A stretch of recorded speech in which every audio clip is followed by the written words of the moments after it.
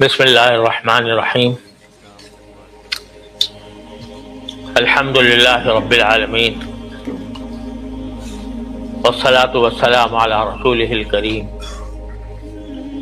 وعلی آلہ واصحابہ اجمعین وعلی کل من تبعہم بإحسان الی یوم الدین۔ اما بعد، میرے نہایت عزیز اور قابل احترام بھائیوں اور بہنوں، السلام علیکم ورحمۃ اللہ وبرکاتہ۔ یہ میرے لیے ایک سعادت اور خوش نصیبی کا موقع ہے کہ آج آپ کے شہر کی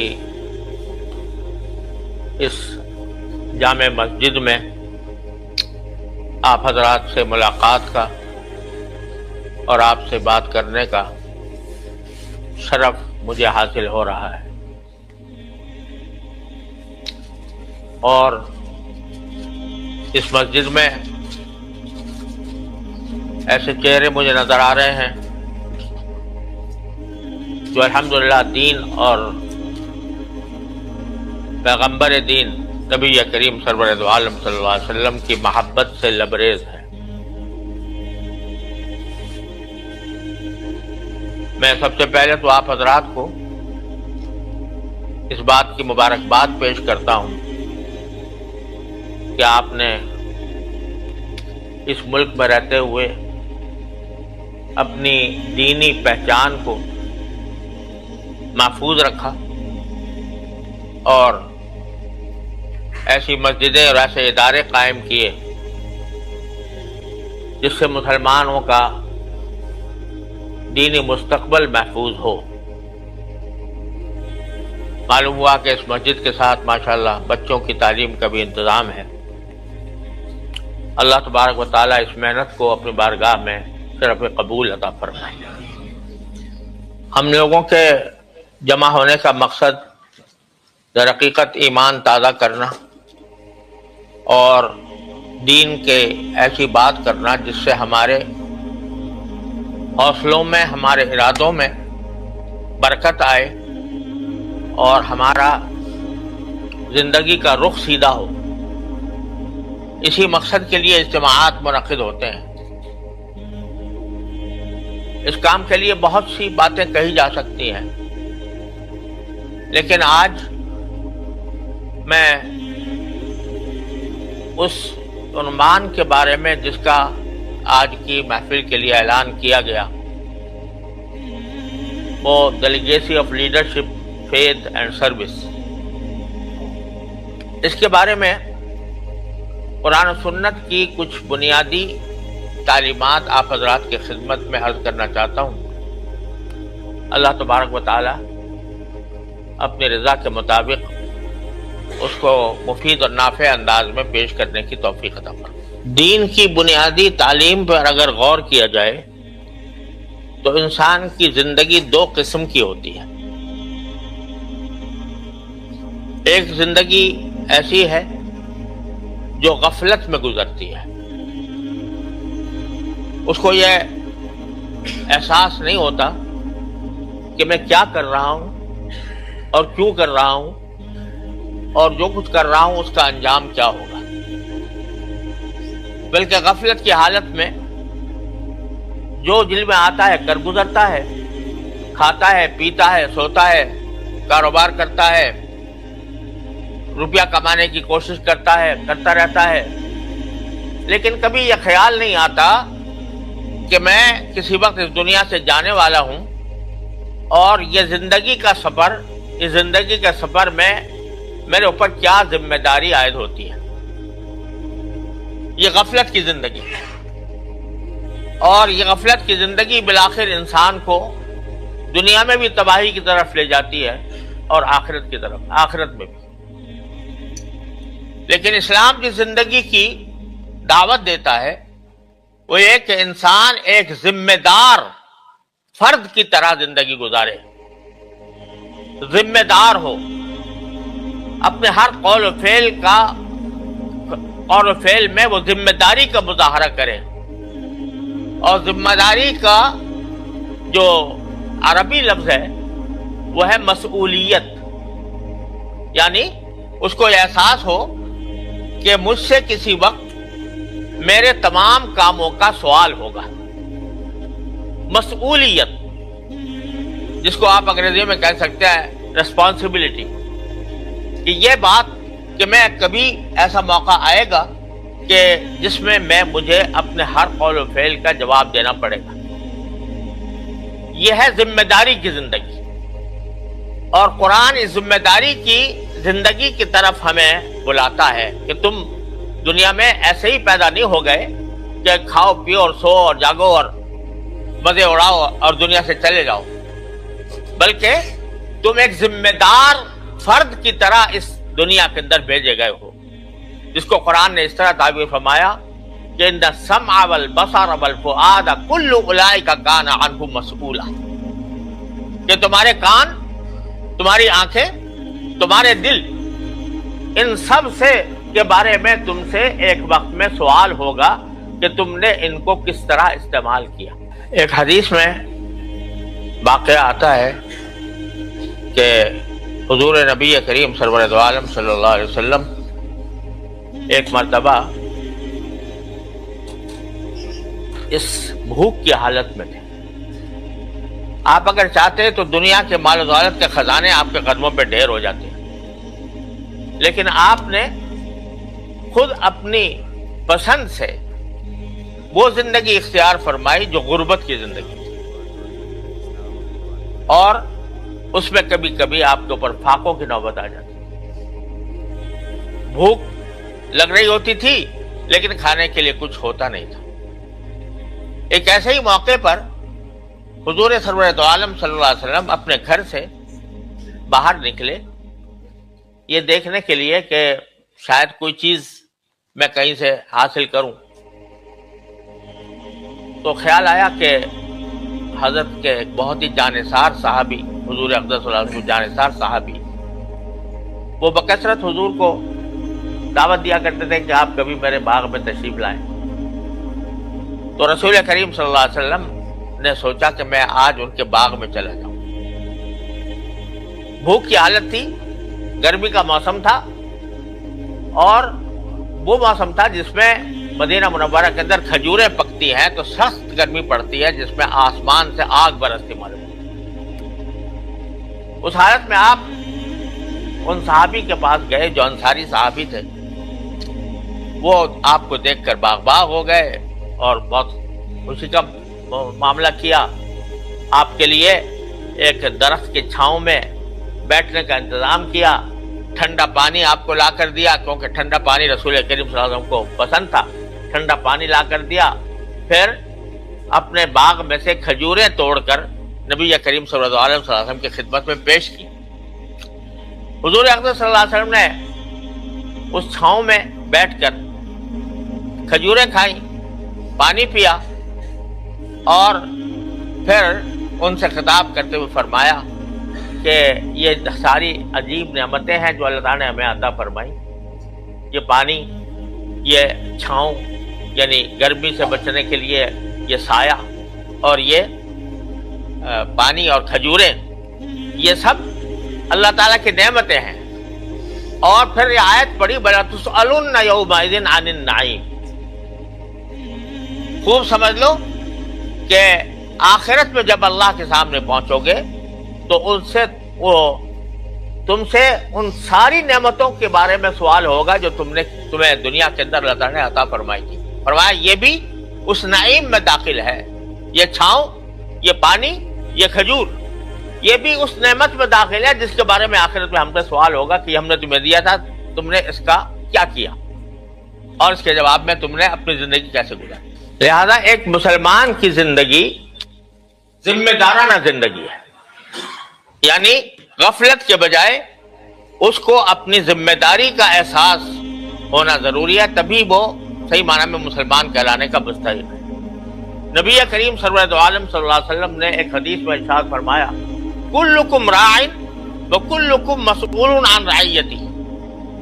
تم میں سے ہر ایک رائی ہے یعنی سربراہ ہے، نگہبان ہے، اور اس سے جو اس کے ماتحت ذمہ داری میں ہیں، جو جن کی وہ نگرانی کر رہا ہے، ان کے بارے میں اس سے سوال ہوگا کہ تم نے ان کی کیسی ذمہ داری کیسے پوری کی۔ پھر آگے اس کی تشریح کرتے ہوئے فرمایا فالامام راع ومسئول عن رعیتہ، جو کسی ملک کا سربراہ ہو وہ راعی ہے یعنی ذمہ دار ہے، اور اس کے ذمہ داری میں جو اس کے ماتحت لوگ اس کی حکومت میں عوام ہیں، ان کے بارے میں اس سے سوال ہوگا کہ تم نے ان کے ساتھ کیسا سلوک کیا، کیسا برتاؤ کیا، کس طرح ان کی اصلاح کی فکر کی، کس طرح ان کی بہبود، خیر خواہی اور بہبودی کا تم نے خیال رکھا۔ یہ سوال ہوگا امام سے یعنی سربراہ سے۔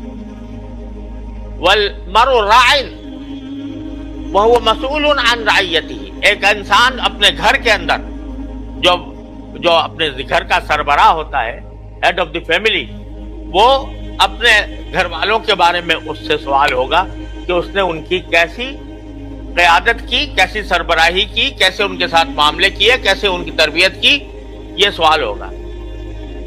والمرأة راعیۃ فی بیت زوجہا، اور عورت اپنے شوہر کے گھر میں سربراہ ہے، اور سربراہ ہونے کی وجہ سے جو اس کے ماتحت ہیں، گھر کے نوکر چاکر ہیں، گھر کا ساز و سامان ہے، اس کے بارے میں اس سے سوال ہوگا کہ تم نے اس کو کیسے استعمال کیا۔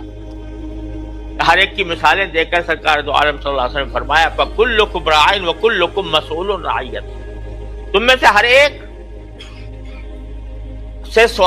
ہر ایک ذمہ دار ہے، اور جو چیز اس کے ذمہ داری میں ہے اس کے بارے میں اس سے سوال ہوگا۔ اور یہ ذمہ داری سب سے پہلے انسان کو اپنے نفس کے اوپر ہے، انسان کو اپنے آپ پر قابو ہے، وہ اپنی زندگی پر پوری دسترس رکھتا ہے کہ وہ کس طرح گزارے۔ لہذا سب سے پہلی ذمہ داری یا سب سے پہلی لیڈرشپ، سب سے پہلی قیادت انسان کو اپنے جان کے اوپر حاصل ہوتی ہے، اور اسی کو قرآن نے یہ فرمایا کہ تمہارے ان السمع والبصر والفؤاد کل اولئک کان عنہ مسئولا، تمہارے کان، تمہاری آنکھیں، تمہارا دل، ان سب کے بارے میں سوال ہوگا اللہ تبارک و تعالیٰ کے بارگاہ میں کہ تم نے ان کو کیسے استعمال کیا۔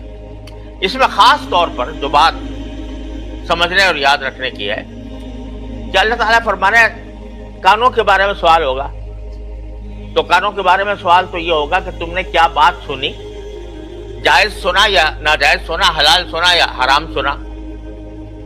آنکھوں کے بارے میں سوال ہوگا کہ تم نے کس چیز کو دیکھا، جائز چیز دیکھی یا ناجائز دیکھی، حلال دیکھا یا حرام دیکھا، یہ تو سمجھ میں آ گئی بات۔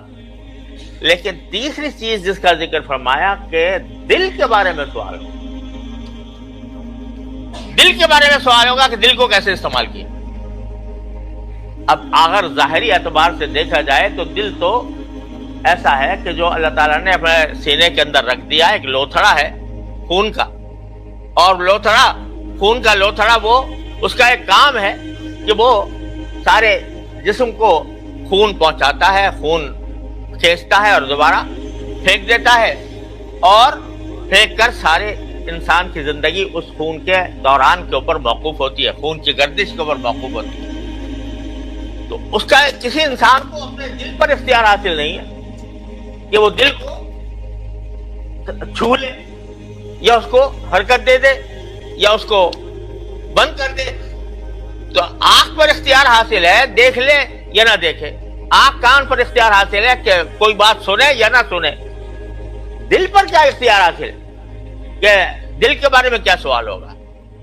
یہ ایک سوال پیدا ہوتا ہے، اور اس پر ہمیں اچھی طرح غور کرنا چاہیے کہ دل کے بارے میں کیا سوال ہوگا۔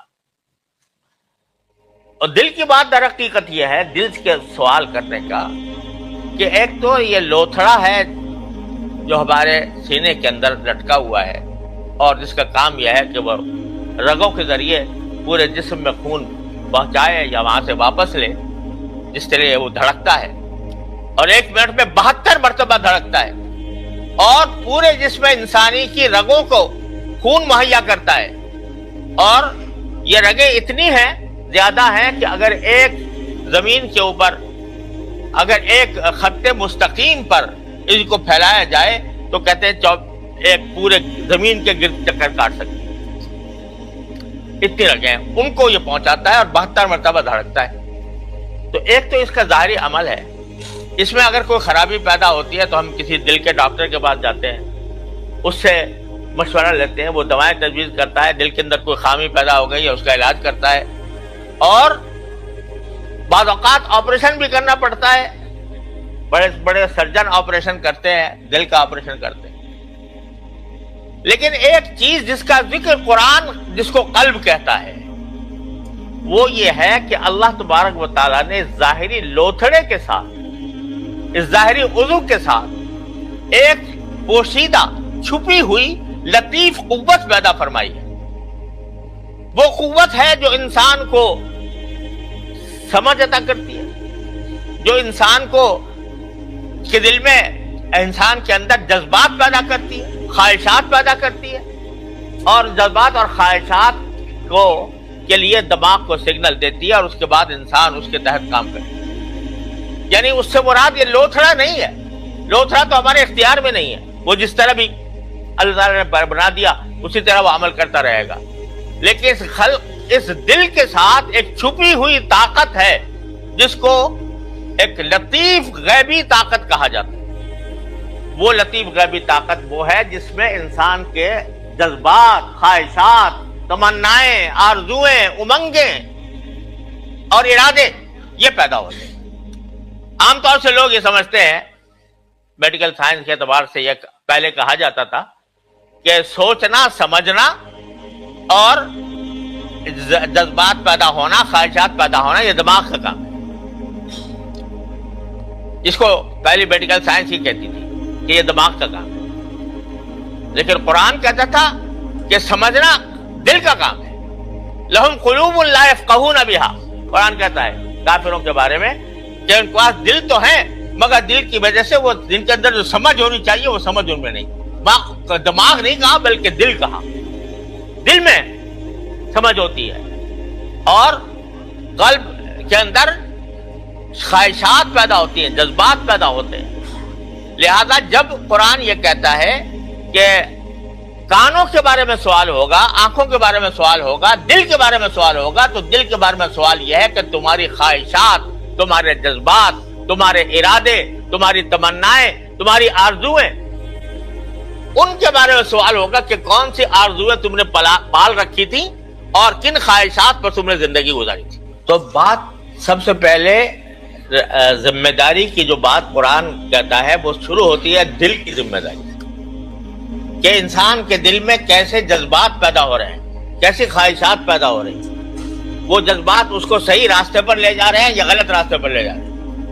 اگر اس کے دل میں مثال کے طور پر خود غرضی پیدا ہو رہی ہے کہ بس میں ہوں، میں جس طرح چاہوں میں اپنا فائدہ حاصل کر لوں، اپنی لذت حاصل کر لوں، اپنا مزہ حاصل کر لوں، مجھے دوسروں کی کوئی فکر نہیں، تو یہ اگر خود غرضی پیدا ہو رہی ہے تو اس کے معنی یہ کہ وہ غلط دل کی خواہشات کو غلط استعمال کر رہا ہے۔ اور اگر اس کے دل میں دوسروں کی محبت پیدا ہو رہی ہے، دوسروں کی فکر پیدا ہو رہی ہے، دوسروں کو بہتر بنانے کی خواہش پیدا ہو رہی ہے، تو اس کے معنی یہ کہ وہ دل کی اس طاقت کو صحیح استعمال کر رہا ہے۔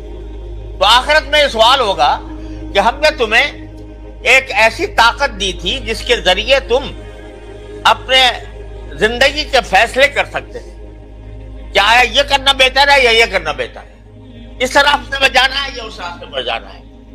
وہ طاقت ہم نے تم کو عطا کی تھی، وَنَفْسٍ وَمَا سَوَّاهَا فَأَلْهَمَهَا فُجُورَهَا وَتَقْوَاهَا، کہ اللہ نے دونوں راستے بتا دیے تھے کہ یہ راستہ جہنم کو جا رہا ہے، یہ راستہ جنت کو جا رہا ہے، یہ اللہ کی پسندیدہ راستے پر جا رہا ہے یا اللہ کے مبغوض راستے پر جا رہا ہے۔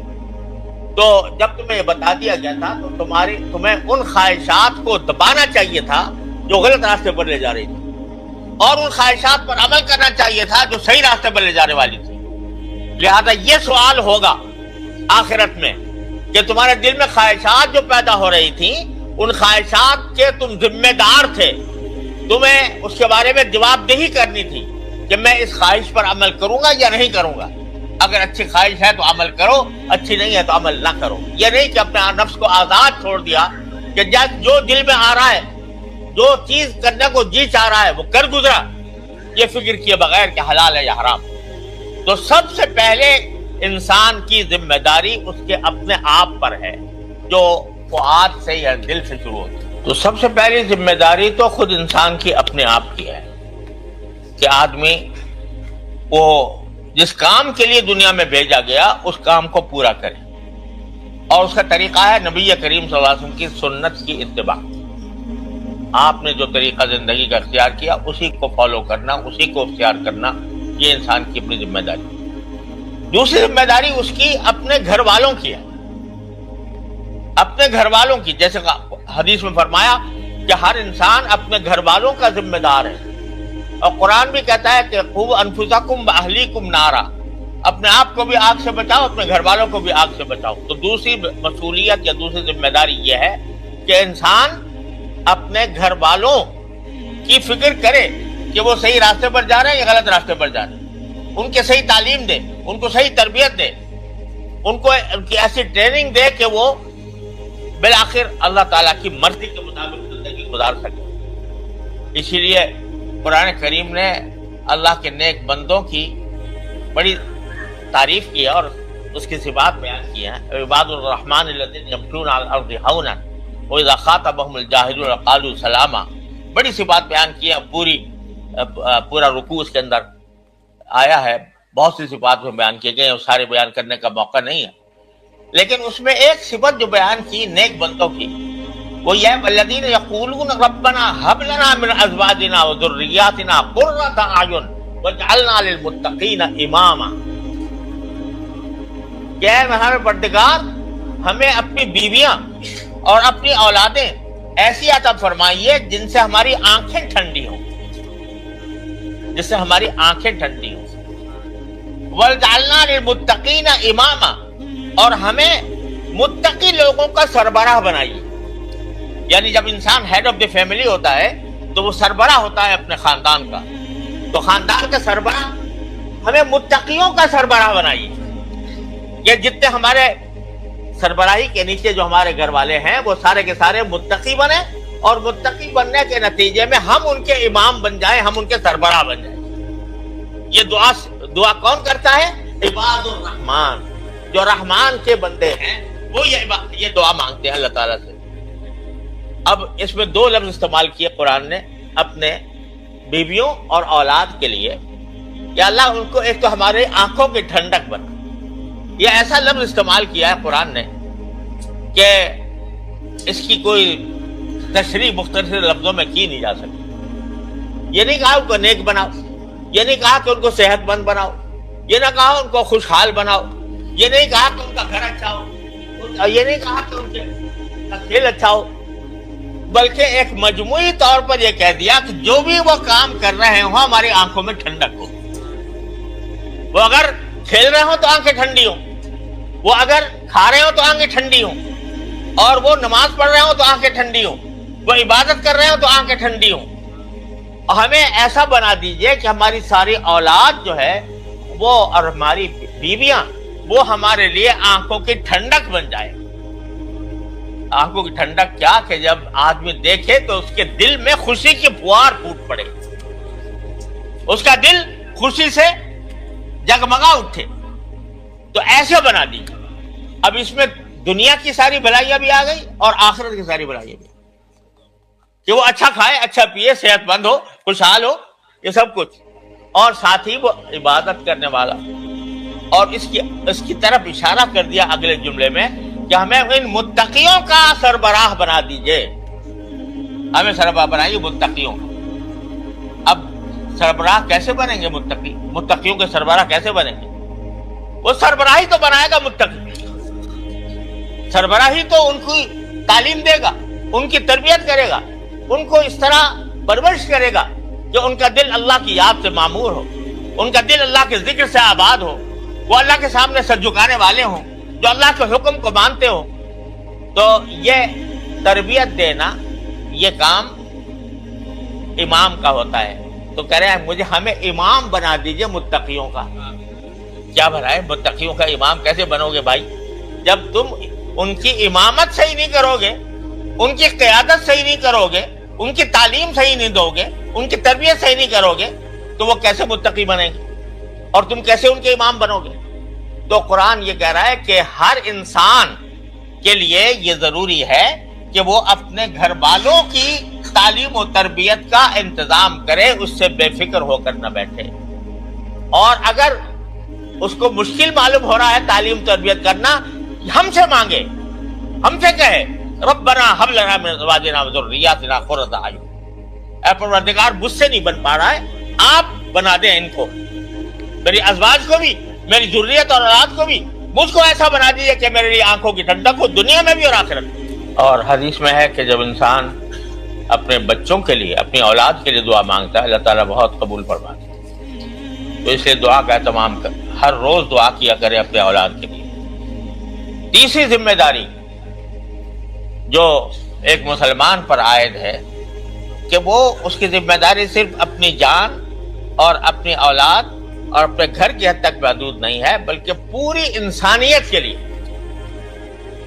کنتم خیر امۃ اخرجت للناس، قرآن کہتا ہے تم بہترین وہ امت ہو جس کو لوگوں کی فائدے کے لیے پیدا کیا گیا، لوگوں کے فائدے کے لیے۔ لوگوں میں سارے داخل ہیں، مسلمان، غیر مسلم، سب، یعنی پوری انسانیت کے فائدے کے لیے تمہیں پیدا کیا گیا۔ تو اپنی ذمہ داری یہ سمجھو کہ تمہاری ذمہ داری اپنی جان پر ہے، اپنی اولاد پر ہے، اپنے گھر والوں پر ہے، اور پھر ساری انسانیت کی ذمہ داری تم پر ہے کہ تم بحیثیت مسلمان کے ان کو ایک ایسی دعوت دو اسلام کی طرف، اسلام کی تعلیمات کی طرف، جس کے ذریعے وہ ایک مسلمان جیسی زندگی گزار سکیں۔ اخرجت للناس، کیا معنی ہے اس کے؟ معنی یہ ہے کہ تم اپنے لیے پیدا نہیں ہوئے ہو صرف، بلکہ ساری انسانیت کے لیے پیدا ہوئے۔ اخرجت للناس، لوگوں کے لیے پیدا کیا گیا ہو۔ تمہیں اسے پیدا کیا گیا تاکہ دوسروں کو بھی صحیح راستے پر لاؤ۔ تمہارے ذمہ یہ فرض ہے کہ جب کسی کو موقع ملے تو تأمرون بالمعروف وتنہون عن المنکر، نیکی کی لوگوں کو تعلیم دو اور برائی سے لوگوں کو روکو۔ تو یہ بھی امت کا فریضہ، ایک انسان کا فریضہ اپنے جان سے شروع ہوتا ہے اور پوری انسانیت تک پہنچتا ہے۔ جو اس کی ذمہ داری کا، اس کی جو ریسپانسبلٹی ہے، اس کی جو ذمہ داری ہے، وہ اپنی جان سے شروع ہو کر پوری انسانیت تک پہنچتی ہے۔ یہ ہے جو قرآن ہم سے مطالبہ کر رہا ہے کہ کیسے لیڈر بنو، اور کیسے قیادت ہو، اور کیسے تم سربراہ بنو، اور کیسے تم لوگوں کے ساتھ اپنی زندگی گزارو۔ یہ تین قسم کی ذمہ داریاں ہیں جو قرآن و سنت سے انسان کے اوپر عائد ہوتی ہیں۔ ہم میں سے ہر شخص کو اپنا جائزہ لینا چاہیے کہ وہ ان ذمہ داریوں کو کس حد تک پورا کر رہا ہے۔ خود اس کی زندگی کیا باقی اس طرح گزر رہی ہے جیسی اللہ تبارک و تعالیٰ چاہتے ہیں؟ اس کا جاگنا، اس کا سونا، اس کا کمانا، اس کا کھانا، اس کا لوگوں کے ساتھ معاملات کرنا، لوگوں کے ساتھ اخلاق کا معاملہ کرنا، یہ سب اس طریقے کے مطابق ہے یا نہیں؟ ہر شخص کو پہلے تو یہ جائزہ لینا چاہیے اور اس کی فکر چاہیے۔ اس فکر سے اگر غافل ہو گیا انسان تو پھر وہ انسان نہیں ہے، وہ جانور ہے۔ اس لیے کہ جانور بھی اللہ تعالیٰ نے پیدا کیے ہیں اور انسان بھی اللہ نے پیدا کیا، اور انسان کو فضیلت دی۔ فضیلت یہ دی ہے کہ جانوروں کو ان کا محکوم بنا دیا۔ جانور کو، جس جانور کو آپ چاہیں کان پکڑ کر اس کے سوار ہو جائیں، اور وہ تمہارے لیے مسخر کر دیے گئے۔ وہ بھی ایسی غفلت کی زندگی کھاتے پیتے ہیں، سوتے ہیں، جاگتے ہیں، مر جاتے ہیں۔ اگر تم بھی ویسی زندگی گزار رہے ہو تو تم میں اور جانوروں میں کوئی فرق نہیں۔ اولئک کالانعام بل ھم اضل، قرآن یہ کہتا ہے جو لوگ غفلت کی زندگی گزارتے ہیں وہ چوپایوں کی طرح ہیں، جانوروں کی طرح ہیں، بلکہ جانوروں سے زیادہ گمراہ ہیں، کیونکہ جانور کو اللہ کے سامنے حساب نہیں دینا، لیکن انسان کو حساب دینا، لہذا وہ زیادہ گمراہ ہے۔ تو اپنا آدمی جائزہ لیتا رہے. اور اس کے لیے میں ہمیشہ یہ عرض کیا کرتا ہوں کہ روزانہ صبح کو اٹھ کر اللہ تبارک و تعالیٰ سے ایک عہد کر کہ اللہ میں دن شروع کر رہا ہوں اور میں چاہتا ہوں کہ اس ذمہ داری کے ساتھ یہ دن گزاروں جو آپ چاہتے ہیں، لیکن میں اس کے بغیر نہیں کر سکتا جب تک کہ آپ کی توفیق شامل حال نہ ہو. لہٰذا اللہ میں آپ سے مانگتا ہوں مجھے ایسی توفیق عطا. روز اپنے دن کا آغاز اللہ سے یہ دعا کر کے کرو، اور رات کو سونے سے پہلے ایک مرتبہ پھر اللہ کے سامنے حاضر ہو اور کہو کہ اللہ میں نے صبح یہ ارادہ کیا تھا، دعا کی تھی، لیکن پتہ نہیں کہاں میں بھٹک گیا، کہاں میں بہک گیا. یا اللہ مجھے معاف کر، مجھے میں استغفار کرتا ہوں، دوبارہ توبہ کرتا ہوں، دوبارہ عزم کرتا ہوں. یہ دو کام آدمی روز کیا کرے تو میں اللہ تعالیٰ کے بھروسے پر کہتا ہوں کہ انشاءاللہ اس کی زندگی میں انقلاب آ جائے. دوسری ذمہ داری جو اولاد اور گھر والوں کی ہے، اس کے بارے میں ہم بہت زیادہ غفلت کے شکار ہیں، کیونکہ ہم چاہے خود نماز پڑھنے آ جائیں مسجد میں، اور چاہے خود روزے رکھ لیں، اور چاہے خود اللہ تعالیٰ کی عبادت کی طرف متوجہ ہو جائیں، لیکن بچوں کی فکر نہیں کر رہے کہ بچوں کی تربیت کیسے ہو. ان کے لیے چاہیے، خاص طور پر اس ملک میں اور جہاں جہاں مسلمان اقلیت میں ہیں جن ملکوں کے اندر، ان کا فرض ہے کہ ایسے ادارے قائم کریں جن میں اپنے ادارے ہوں، جن میں تمام علوم کی تعلیم اپنے ماحول میں دی جائے. Islamic schools, Islamic colleges, Islamic universities, یہ قائم کرنے بغیر ہم اپنی اولادوں کی حفاظت نہیں کر سکتے. لہذا یہ بڑا میرے نزدیک مسلمانوں کے لیے موت و حیات کا سوال ہے کہ اگر وہ اپنے نسلوں کو اللہ بچائے بے دینی سے محفوظ رکھنا چاہتے ہیں تو ان کا فرض ہے کہ جس طرح ان کے لیے کھانا ضروری ہے، کمانا ضروری ہے، ایسا ہی ان کے لیے یہ ضروری ہے کہ ہماری اولاد کے لیے ایسے اسلامی اسکول ہوں، ایسے کالج ہوں جن کے اندر ہمارے بچے جا کر اسلامی ماحول میں تعلیم حاصل کر سکیں.